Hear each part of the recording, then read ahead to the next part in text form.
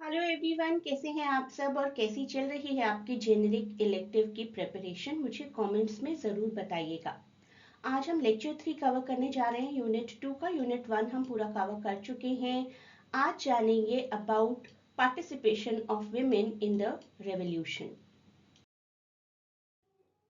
आपकी सेमेस्टर 6 की प्रिपरेशन के लिए मेरे पास प्लेलिस्ट्स भी हैं और मैं आपको लिंक प्रोवाइड कर दूंगी सब्जेक्ट के अकॉर्डिंग प्लेलिस्ट्स का। और पीडीएफ अवेलेबल है at present modern European drama की। आप लोग स्टार्ट कर सकते हैं। In the meanwhile you will cover it, you will be getting rest of the PDF too. PDF grab करने के लिए आप इस लिंक पर इंक्वायरी कर सकते हैं। The same link I will give in description of this video. There is a dedicated channel also for all the CBCS and NEP students of English Honours Delhi University, जहाँ पर आपको exams के आसपास काफ़ी tips मिलती रहती हैं, videos के अपडेट्स मिलते रहते हैं और बहुत सी इंपॉर्टेंट इन्फॉर्मेशंस जो कि आपके एग्जाम्स में काम आएंगी। तो इस ग्रुप को भी ज़रूर ज्वाइन करिए। इसका लिंक भी मैं आपको डिस्क्रिप्शन में प्रोवाइड कर दूंगी। तीन टॉपिक्स देख लेते हैं। आज की वीडियो में हम तीन टॉपिक्स कवर करने वाले हैं। The first one is overview of women's participation in French revolution. तो देखेंगे कैसा रहा था इनका पार्टिसिपेशन, कैसे इन्होंने फोकस किया था अपनी उस पिटिशन पर जो कि पूरे थर्ड एस्टेट की तरफ से किंग लुइस 16 को प्रोवाइड की थी इन्होंने। पूरा वीडियो आज का हाइलाइटेड रहेगा towards the social and economical problems and challenges faced by all the women before the revolution. क्या क्या हार्डशिप्स फेस की थी that we will understand. Poverty थी और पॉवर्टी के साथ साथ लिमिटेड एजुकेशन थी। दोनों ने एक दूसरे को इंस्पायर किया था। It was a vicious circle. Poverty है तो लिमिटेड एजुकेशन है, लिमिटेड एजुकेशन है तो पॉवर्टी है।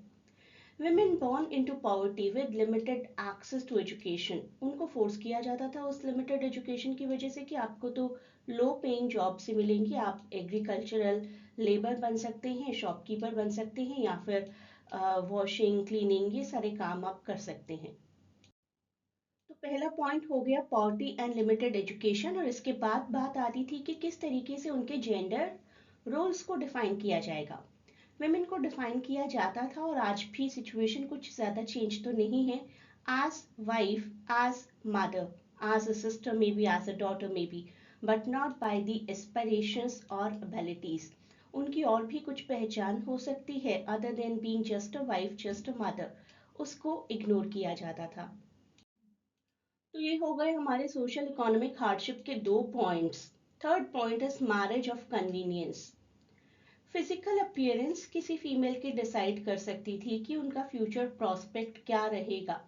Beauty use to be a benchmark. Less attractive women often was pressurized into unsuitable marriages. Unbeautiful women अगर आप हैं तो उसका रिस्क होता है एक्सप्लॉयटेशन का और प्रोस्टिट्यूशन करवाए जाने का। तो अगर आप ब्यूटीफुल हैं तब भी परेशानी है, लेस अट्रैक्टिव है तब भी परेशानी है। तो आप देखते हैं क्या थी वो पिटीशन और पिटीशन में क्या लिखा गया था, कब था। जनवरी 1789 एक पिटीशन सबमिट की गई टू किंग लुइस 16। पिटीशन में फीमेल्स ने अपने सारे कंसर्न्स एक्सप्रेस किए, एजुकेशन से रिलेटेड, वर्क से रिलेटेड, और फीमेल्स को प्रॉमिस किया गया था कि रिफॉर्म किया जाएगा, लेकिन कभी किया नहीं गया।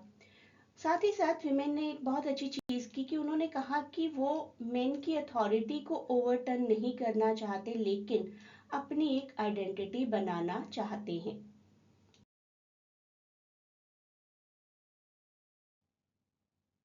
अब हम देखेंगे कि क्या रही की डिमांड्स।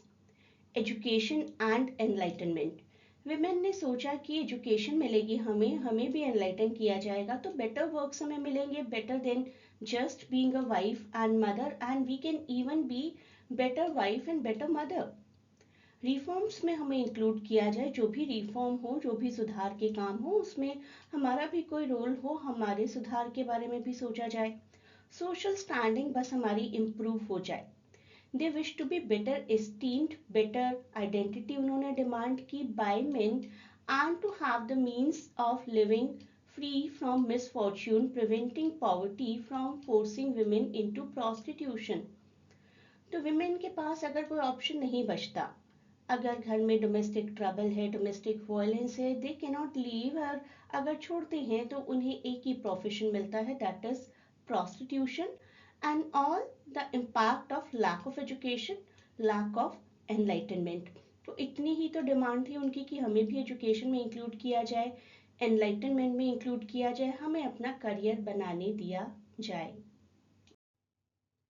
विमेन की डिमांड थी call for education and moral reforms. तो उन्होंने रिक्वेस्ट किया फ्री स्कूल्स के लिए, जहाँ पर मॉरल, रिलीजियस, प्रैक्टिकल एजुकेशन दी जाए। अभी तक तो लैक ऑफ एजुकेशन चल रहा था ना, विमेन को बहुत ही पुअर एजुकेशन मिलती थी फ्रॉम अनक्वालिफाइड टीचर्स, और वो एजुकेशन मेनली फोकस किया करती थी डोमेस्टिक ड्यूटीज की तरफ, पर्सनल डेवलपमेंट नहीं। तो विमेन चाहती थी कि क्या गोल हो, goal to improve your life as a wife, as a mother, as a contributor to society। सबके बेनिफिट के लिए विमेन का रोल हो, ऐसी एजुकेशन उन्हें चाहिए थी, ना कि सिर्फ just being a wife, just being a mother. Moral और इंटेलेक्चुअल ग्रोथ चाहती थी सभी फीमेल्स अपनी। तो I believe no harm was there. what is of that education which can give only domestic duties, personal development kind of learning।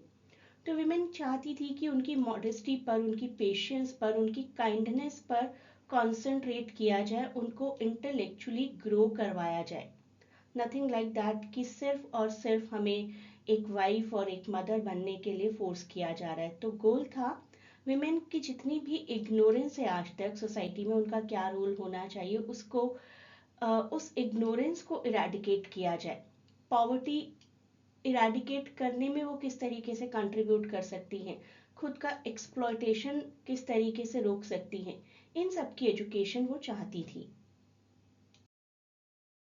As a conclusion हम कह सकते हैं कि उनकी डिमांड्स बहुत ज़्यादा नहीं थी। They wanted recognition, respect and opportunity, nothing more than that.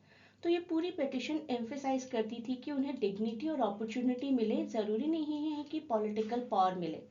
Political power की नीड नहीं थी उन्हें। They wanted access to better education, better legal protections and better economic opportunities, जिससे कि अपना एक्सप्लॉयटेशन रोक पाए।